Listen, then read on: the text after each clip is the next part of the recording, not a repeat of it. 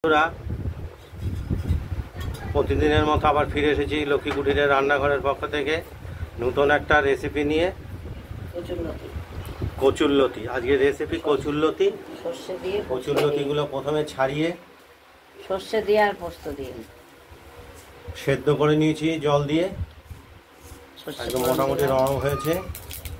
কচুরলতির সঙ্গে দেব সামান্য একটু ওই সর্ষে পোস্ত দেবো, সর্ষে পোস্ত বাটা, যেটা শিলে বেটে নিয়েছি আগে। আর কড়াইতে তেল দিয়ে এগুলো নেড়ে করে নিই, তারপর মশলা দেবো। কড়াইতে তেল দিয়ে এই কচুরলতিগুলো একটু নাড়াচাড়া দিয়ে নেব। আর হলুদ দিলাম পরিমাণ মতো। দাও, দেখতেই পাচ্ছেন ভাজা হবে, একটু ভাজা হবে। দাও, এই দুটো থুয়ে চলে যাও, ফুল তোলো গা, আমি পারবো এটা।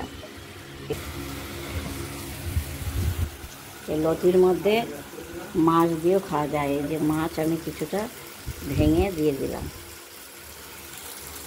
কচুরলতিতে কাটা মাছ এক পিস দিয়ে দিলাম, ভেঙে দিয়ে দিলাম, টেস্ট হবে খেতে। তারপর পোস্তটা দিয়ে দেবো।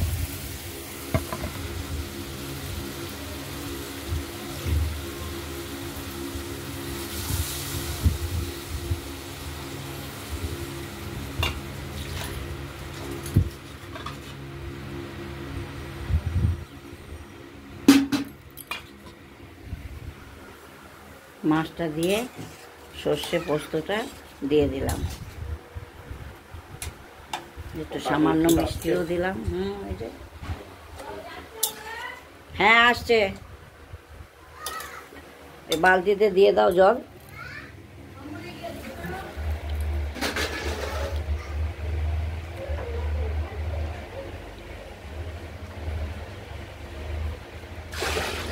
আর জল ধরতে হবে না, তুমি ফুল তোলো আগে, চালটা দিয়ে ফুল তোলো। পোস্তটা দিয়ে দিয়েছি, মাখা মাখা হোক, তারপর দেখাচ্ছি।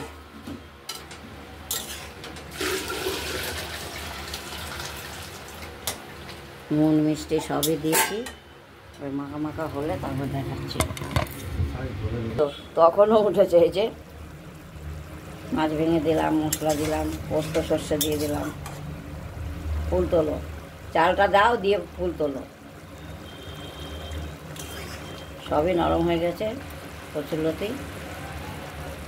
এই জলটুকু একটু মরুক, তারপর নিভিয়ে দেবো। যেন কিছুই জানি না, কিছুই বুঝি না, এরকম ভাব করে। কচুরলতিটা হয়ে গেছে, নিভিয়ে দিলাম ওভেন।